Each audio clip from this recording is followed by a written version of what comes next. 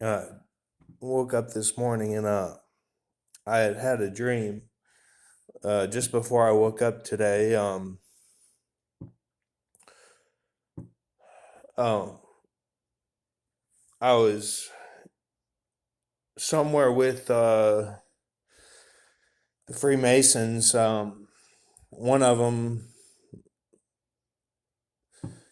was in a fraternity in Louisville. My friend who I swam with on Marlins and Owensboro, and um, he was like, I was on this bus, and he was like hitting me with this belt and I was starting to stand up to them. I was like, um, I started to say something like against the Freemasons or against um, how they go about things. I said, we earn it. The Lost Brothers earn it. Y'all steal it. And then they all turned on me and they're like, we can touch you now or something. And they were like all ganging up on me. And I, um, I, I didn't panic, but I was like, oh gosh, like this is gonna be like the multitudes again, like Revelation 20. But I think I said that, and they were like mocking me or something. And then before I know it, I'm in this room, and it's like I'm down, um, like they're about to rape me or something, and like it would be like I feel it like to the full extent, um, like everything is modified in earth, like the time even stops and slows down, and you feel every little thing, and like it doesn't matter how big you are, like you become like a speck, and they're like King Kong or something, like they can't be beaten. So that's how I was feeling. I felt like I was in Isaiah 51 again, um in the dream, but even worse than that, if you can imagine, even worse. And then it switched to like my parents, and they're like, "We just got it approved," talking about the whatever they were going to do to me, the Freemasons, and then or they said they submitted it. They're waiting for it to get approved, and that they have the mark of the brother. And last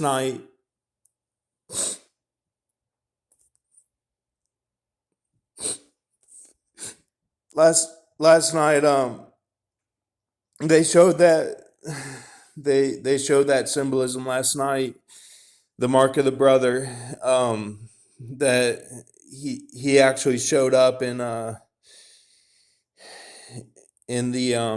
symbolism last night, you know.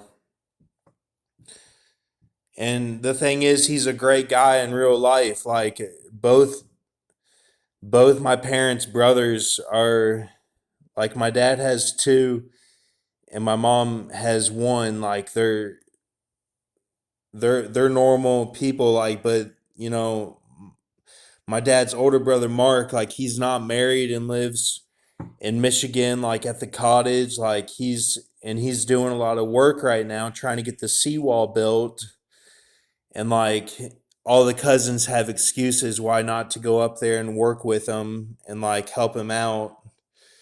And I said, I'm not in the best shape, and like my back is still kind of messed up when I lean over and stuff from my fall when I broke my foot in my back in April 2020. And so, but that symbolism showed up last night, and whatever was going on last night, I can't remember it fully, but that was there. The last line was, and go to Michigan or something and be with Mark or something like that. Like it was on there last night. So so then in the dream, like they're saying something like that. Um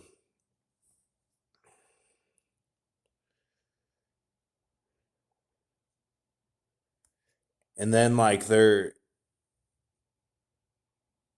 like I just remember them hitting me with a belt on my arm and saying like, and somebody defended me and said like, no, that's how like that's how he trains or something. No, somebody was like, no, that's how he trains. And then like the dream was pretty much over, but gosh, it was so bad. And I just remember my friend Rock, who got me through mental health court basically, and he said, you know, he can remember being in the woods with his dad and being frozen, and like it's just so it's horrible, man. Like, you know, I'm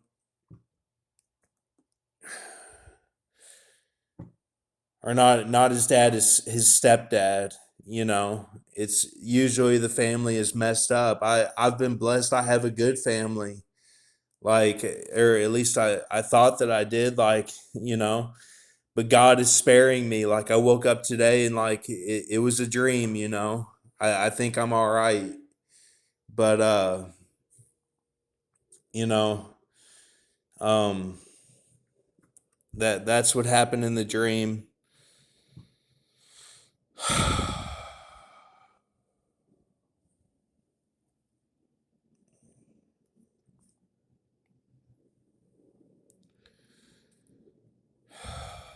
So, and I don't like talking about this stuff. It's all horrible, and you know, um basically, like, I did the same thing. Like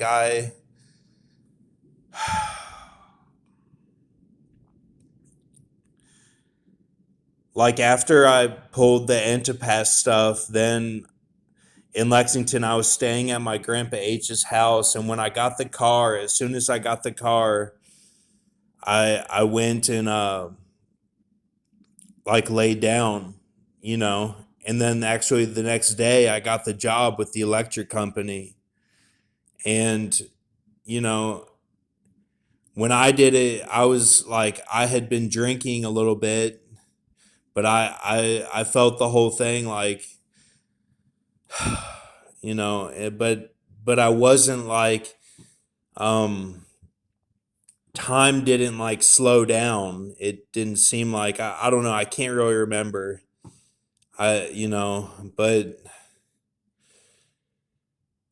I did it like I was a spy, like I was you know, like I was Austin Powers or something. I did it like that, and you know, I felt like I was Michael, like I had to. And you know, I don't like talking about this. I don't bring it up too much. It's in my older videos if you want to check those out. I mean, it's a horrible topic for me to even talk about, but God probably gave me the dream so that I would bring it up again. And you know, that was just my one time. You know, I had some touch things that happened when I was in a dark place twice. Just touch on the clothes and stuff, and like I was like, or not one time, you know, a touch with, oh my gosh, like it, you know, look, like I'm all right, but like other people aren't all right. Like they feel the intensity of it like that 51, like, you know what I'm saying? Like it's horrible, and like, yeah, like I stood up for what I thought was right. And like in the dream, it was like the Freemasons were running it. So like I'm just wondering, did that happen to me? Like even though I sought it out because I thought I was a horseman doing a task, did it still happen like that to me where like they used the rules, like the brother or something, like they used all that to get to me, to get me to do that, to mess up my mind to where I thought I had to. Do you see what I'm saying? Like this is like really deep spiritual issues. Like it's like time stops. And like when I did it, like I just did it like I'm a spy, like I have to do this for the Lord. And I just had that mindset the whole time, like, yeah, they're going to do this. And, I'm going to play into it even. And like, I'm doing this for God. Like they can't break me though. Other people, they break them. Like, or like their spirit is shattered. Like, this is no joke, man. This is the real deal, like Michael stuff. Michael is no joke in the Bible. Like that Daniel 12, what do you think that's talking about? That's talking about these priests, all that. Like, and some of these priests, they're real weak guys, but like, you sit there and like, it's like Leo says in Departed, like, my hand does not shake. Like it's like they put you in this mindset where you're useless. So they were gonna use the brother, like man, they were gonna come after me again. Like man, I'm sitting here, I'm like 290 pounds, 6'3". Like, you think I'm joking about this stuff? Like this is no joke. Like you think your family has your back? No, man, like, if you lost brother, you got to get through it. And we can do it together, man. Like, forgive me. Forgive me, man. Like, that's why they made that song, 187 Killer. It's on, man. Because they knew. They knew that gum. That Michael Jackson gum, man. Like,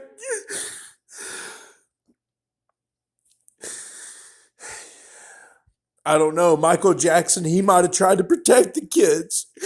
He might have been like, you can stay with me so you don't gotta go through it. Like, I don't know.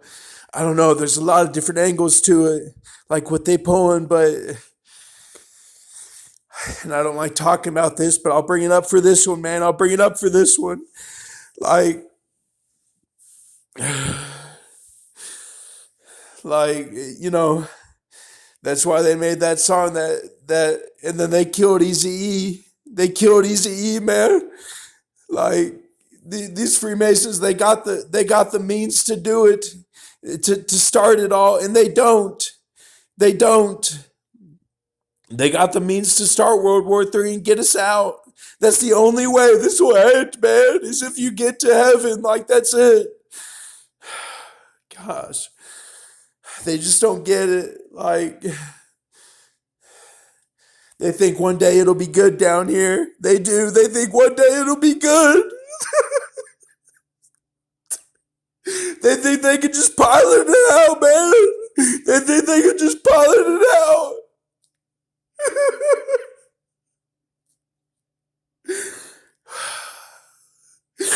I'm sitting here at 478. We going strong, man. Thank you. Thank you, God.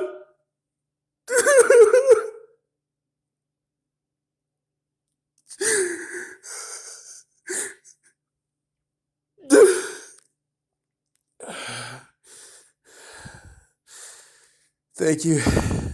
Have a good night. I'm not saying anything against anyone.